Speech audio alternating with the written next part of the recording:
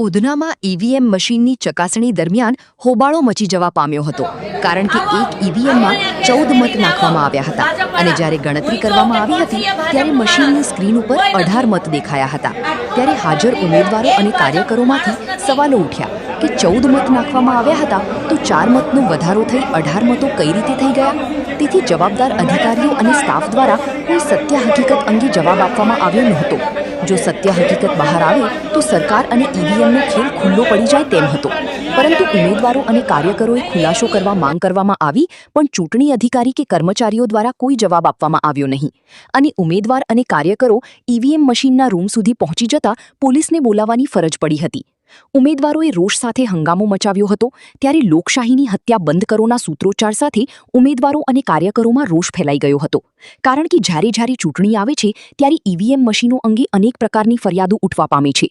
વધુમાં જાગૃત નાગરિકોએ જણાવ્યું હતું કે ઇલેક્ટ્રોનિક સિસ્ટમમાં જે રીતે ગોઠવણ કરવી હોય તે શક્ય છે અને જ્યારે ઉમેદવારો અને લોકોની હાજરીમાં ઈવીએમ મશીનનો ડેમો રાખવામાં આવે છે તે ઈવીએમ મશીનો અગલ હોય છે અને મતદાનના દિવસે જે ઈવીએમનો ઉપયોગ કરવામાં આવે છે તે ઈવીએમ મશીનો અગલ હોય તેવી શક્યતા વધારે હોય તેવી લાગે છે।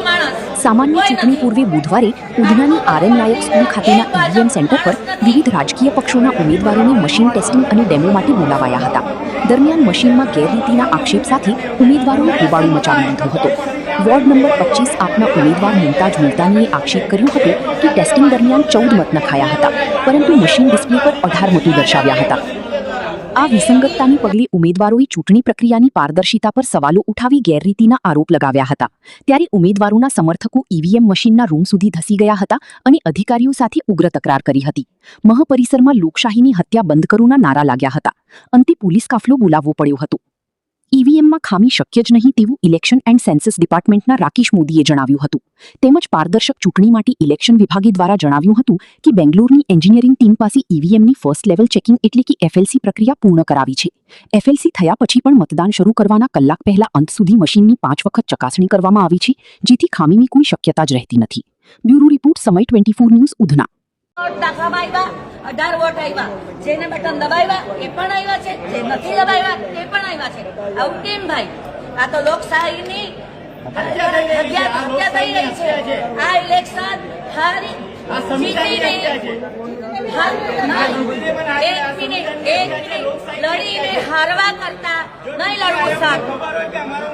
આપણે લડવું જ નથી। જો આ કામ થતું હોય તો ડાયરેક્ટ આપી દો। આ ભાજપની બધી સીટો અમને નથી જોતી। અહીંયા બધા જ છે પણ ભાજપનો એક માણસ નથી હોય તો આવીને બતાડે કે હું છું। આવો અહીંયા કેસ મેળવીને આવો ભાજપ વાળા, હું જોઉં કે કોણ છે એ ભાજપનું માણસ। કોઈ નથી। આટલું બધું પબ્લિક એક ભાજપનું માણસ નથી।